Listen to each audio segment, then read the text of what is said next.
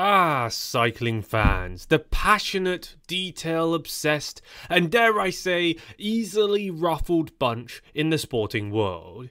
Enter Tadej Pogačar, the Slovenian sensation who, when not winning Grand Tours, enjoys stirring the pot by obliterating Strava KOMs.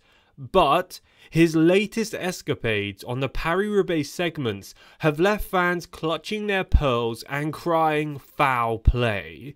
Let's dive into what I'm on about and how this drama went down. Fans cry foul, motor pacing mayhem. Picture this, Pogačar, adorned in his rainbow jersey, effortlessly gliding over the treacherous cobbles of Paris-Roubaix, smashing Strava records left, right and centre. Impressive, undoubtedly, but wait, what's that ahead of him? A motorbike, suspiciously close, offering a draft that even the most aerodynamic cyclist would envy. The cycling community erupted faster than a peloton crash in crosswinds. Social media platforms became battlegrounds, and my own channel comment section was full of people saying that his KOMs were actually illegitimate. Let's take a look at some of the comments made by certain people.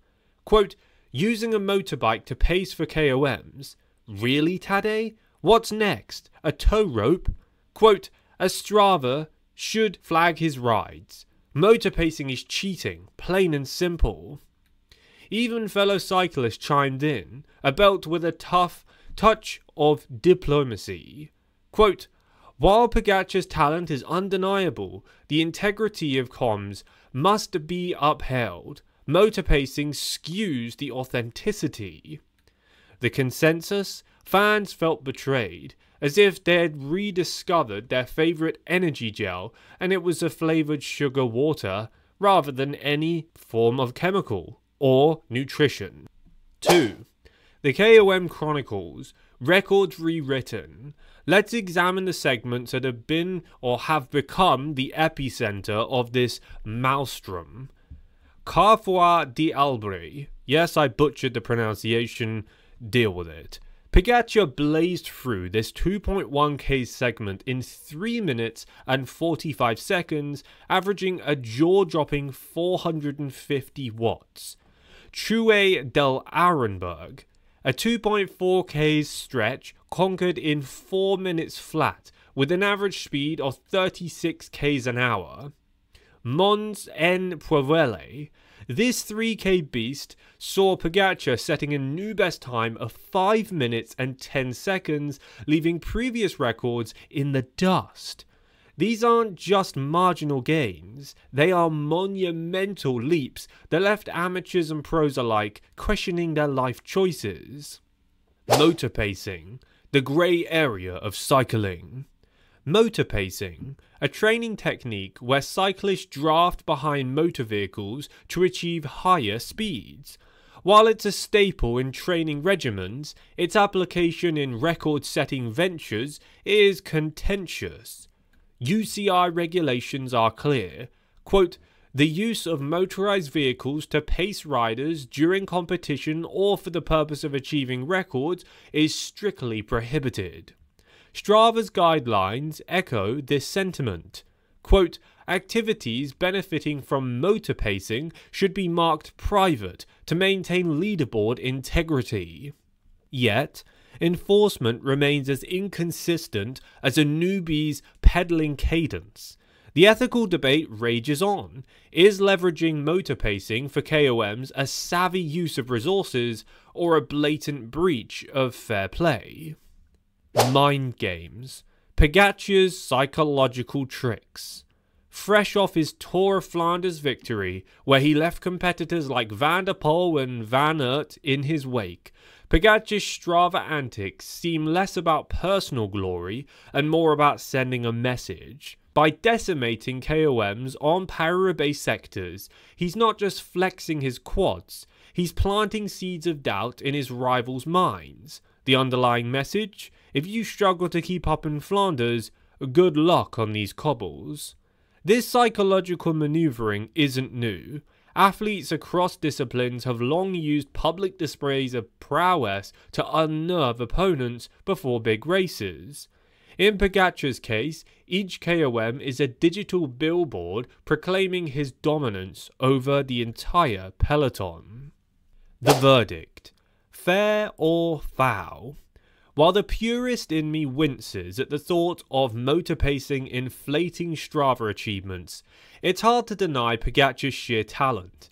Yes, drafting behind a motorbike for KOMs feels akin to using a cheat code in a video game, but let's not forget, when it comes to sanctioned races, Pogačar delivers results that are beyond reproach. As Paris-Roubaix looms, the smart money is on Pogačar, not just participating, but dictating the race. His combination of tactical acumen, physical prowess, and let's face it, psychological gamesmanship, positions him as the favourite. While the Strava controversies add a layer of intrigue, they don't overshadow his legitimate successes. In conclusion, Tadej Pogačar's foray into the murky waters of Strava KOMs has entirely ruffled feathers. Whether viewed as a masterstroke or a psychological strategy, it's just one question that we must ask. Was this a misstep in sportsmanship? Well, one thing is clear. The cycling world can't stop talking about him. And perhaps that's precisely the point. Next, let's start with the obvious question. When is motor pacing considered legal, and when does it start looking like a very awkward date with the UCI's rulebook? Let's break this down, as at the end of this video I wanted to discuss this key point so everyone can stop bickering and arguing in the comments. We've got people who are standing by Tadej, and then we got people who are against Tadej. It's like an absolute war zone in my comment section. Motor pacing and the legal definition, or how to not look like a cheater. To be fair, motor pacing isn't the end all and be all of cheating. It's like using a turbo button on a video game. It's an advantage, but it's not illegal in training, except when it happens in an actual race or when it's explicitly banned by the governing body. The UCI, in its infinite wisdom, has very clear rules when it comes to motorized assistance. Quote, motorized vehicles are prohibited for use in competitive racing, with a very distinct set of exemptions for training. Yeah, super clear. What's even clearer is how none of these rules seem to apply to Strava, where your KOM's moral compass is only as good as your Wi-Fi signal. So here's the loophole. If Pogačar didn't have a motorbike pacing him through every cobbled sector, then technically his KOMs could be deemed legal. After all, Strava doesn't have an army of UCI officials following you around checking for those pesky motorbikes, and they certainly don't review power meters from everyone in the leaderboard. But this is important. If his KOM times are wildly out of sync with what would be physically achievable under normal conditions, i.e. no motor pacing, no wind gusts from a passing car, then it starts looking like a very weirdly timed fluke. Fans start murmuring, something smells fishy. The criteria for fairness, because it's not just about speed. Let's get to the heart of the matter. The criteria that determine whether a Strava KOM is reasonable or a straight up case of cycling with cheat code. It isn't just about how fast you're going, though that helps. For a KOM to be considered earned, the ride has to be physically feasible. Can you realistically sustain that wattage? If a rider's average watts are, say, 550 over a 5-minute segment, while everyone else is doing 400, we've got a problem. It's not just, wow, that's impressive. It's, okay, what happened here? Realistic conditions. Was there a tailwind? Was there a motorbike pacing for the entire segment? Because if you've been accidentally catching the slipstream of an overly enthusiastic cameraman on a motorcycle, then yeah, those KOMs might not count. Consistency. If a rider consistently shatters KOMs while claiming, oh, I was just on a regular ride, no big deal, and other riders are suddenly not breaking those records, even with similar training, well then people are just going to start doubting your normal routine. Are pro riders using motor pacing to achieve KOMs? Spoiler, yes, they are. Here's the fun part. The vast majority of pro cyclists don't shy away from a little assistance now and then when chasing Strava KOMs. Some, like Mathieu van der Poel, have even gone so far as to brag about their motor pacing tactics to get the precious digital crown. After all, when you've got a team car, a cameraman, and an entire convoy chasing after you, what's a little extra draft behind a motorbike? It's not like you're in a race, right? But really, who's going to stop and question it when you're casually smashing times that even the likes of Wout van Aert couldn't dream of touching? The dirty secret of pro cycling world is that motor pacing is pretty standard in training and is just another tool in the tool belt for crushing KOMs. It's how you build speed, refine your form, and give your legs the kind of high-intensity workout that a regular group ride just can't provide. But here's the thing, if you're doing it for KOMs, you might want to hide that little motorbike-induced secret. Conclusion.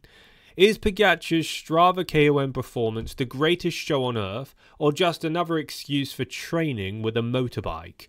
So let's recap, shall we? If Tadej Pogačar's Paris-Roubaix Strava KOMs weren't aided by a motorbike, if he really did it all under his own power, then by all means they should be celebrated as an extraordinary display of cycling prowess. His wattages would have to be within reason, of course, and there would need to be no suspicious drafts involved. But if the motorbike was present for all or most of the ride, well then we've got ourselves the classic case of look but don't touch when it comes to KOMs. In the end, the world of cycling isn't just about what's technically legal or illegal, it's also about what's socially acceptable and what fans will let slide. As for Pogačar, whether he's riding clean or getting a little help from his mechanical friend, one thing's for sure, he's still the king, and I bet that he'll still destroy Paris-Roubaix. No motorbike required, just to remind everyone that even when playing by the rules, he's a beast on two wheels. Now let's see if the competition can catch up without drafting behind an engine.